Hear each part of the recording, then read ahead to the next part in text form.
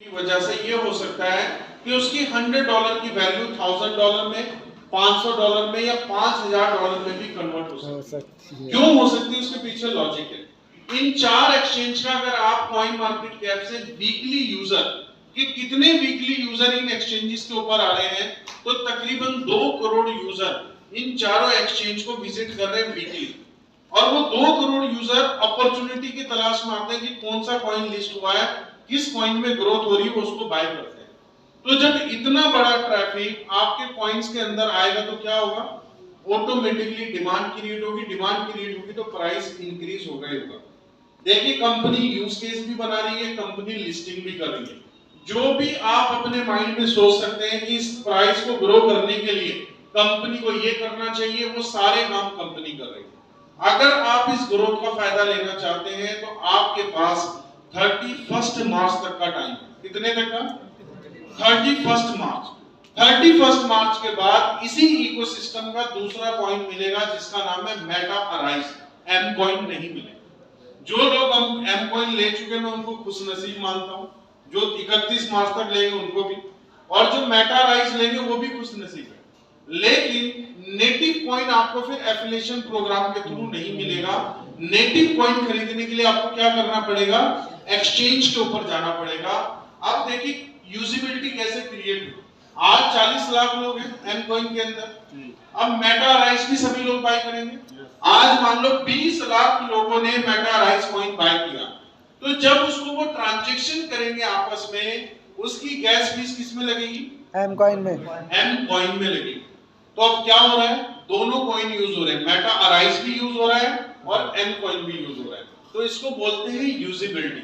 अभी हमारी कंपनी कई तरह के प्रोग्राम चलाने वाली है ब्लॉकचेन के ऊपर, और सबसे बड़ी बात, हमारी ब्लॉकचेन अब लेयर 1 ब्लॉकचेन हो चुकी है।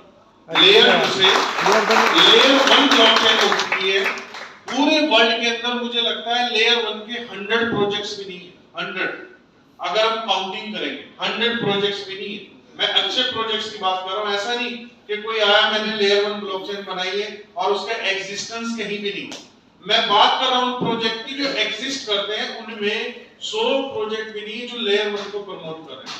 तो देखिए पोटेंशियल बहुत ज्यादा है। और आज मैं क्यों कॉन्फिडेंट हूं? क्योंकि मैं कंपनी की डेवलपमेंट देख रहा हूं, कंपनी की अपकमिंग अपडेट्स देख रहा हूं, कंपनी क्या लेके आने वाली है। आपको पता है अभी जो कंपनी ने हमारा मेटावर्स बनाया है, उस मेटावर्स के अंदर भी होड़ लगने वाली है। आज आपके दिमाग में आता होगा यार मेटावर्स से कैसे पैसा कमाएंगे, एनएफटी से कैसा पैसा कमाएंगे। देखिए, आज मान लो आपको कुछ बढ़िया स्टफ बाय करना है, कपड़े बाय करने हैं, तो आपको कहां? लखनऊ जाना पड़ेगा, क्योंकि लखनऊ में मॉल है, लुलु मॉल है, फिनिक्स मॉल है, तो आपको वहां पर ज्यादा मिलेगा। ठीक है, जाएंगे, ठीक है, अच्छे से देखेंगे, तभी तो बाय करेंगे। अगर मैं आपको बोलूं यहाँ पर वहां पर ये ड्रेस है, आप इसको बाय कर लीजिए, तो आप मेरे कहने से बाय नहीं करेंगे, आप खुद एक्सप्लोर करके देखना चाहेंगे। तो अगर ऐसा हो जाए कि मेटा राइस के अंदर लुलु मॉल और फिनिक्स मॉल आ जाए, और आप अपने शाहजहांपुर में ही बैठे हो, और आप शाहजहांपुर में बैठे बैठे आपने अपने लैपटॉप के ऊपर www.metarice.com खोला हो, ठीक है, VR लगाया हो, अब आप एंटर करके लुलु मॉल के अंदर, अब आपको जाना है अरमानी एक्सचेंज के अंदर, आपको जाना है टॉमी हिलफिगर में, आपको जाना है किसी और ब्रांड के अंदर, ठीक है, आपको जाना है आल्डो के शोरूम के अंदर, तो सारे शोरूम वहां पर मौजूद है। आप शूज उठा भी सकते हैं, शूज आप ट्राई भी कर सकते हैं। ये फ्यूचर है मेटावर्स। मतलब आपको 3-4 घंटे की ट्रैवलिंग जाने की, 4 घंटे की आने की, 10 घंटे अपने लगाने की जरूरत नहीं है। आप अपने घर पे बैठे बैठे मेटावर्स की हेल्प से सारी चीजों को एक्सप्लोर कर सकते हैं।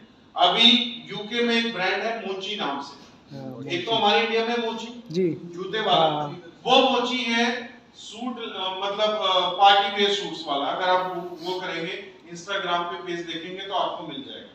ठीक है, अब उनका जो शोरूम है हमारे मेटावर्स में बना है। आप अगर कॉल पे होंगे तो कॉल पे जो दिखाया गया होगा कोड बने हुए हैं, ठीक है ना, तो वो उसी शोरूम के।